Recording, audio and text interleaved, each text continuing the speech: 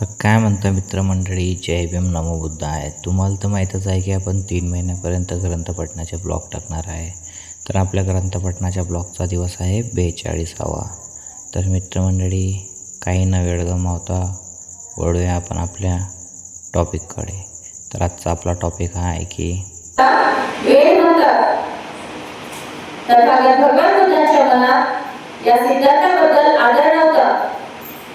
तथागत भगवान बुद्धांच्या मते या सिद्धांताचा आधार मिथ्या होता, त्याचा काहीही उपयोग नव्हता, त्यामुळे तो स्वीकारण्यायोग्य नव्हता.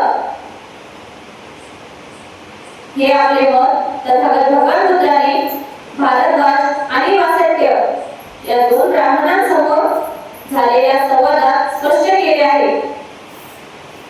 तथागत भगवान बुद्धांचे म्हणणे असे होते की कोणतीही गोष्ट सत्य म्हणून स्वीकारण्याला किंवा तिला काही ना काही प्रमाण असले पाहिजे. प्रमाणाचे प्रत्यक्ष आणि अनुमान असे दोन प्रकार आहेत. तथागत भगवान बुद्धांचा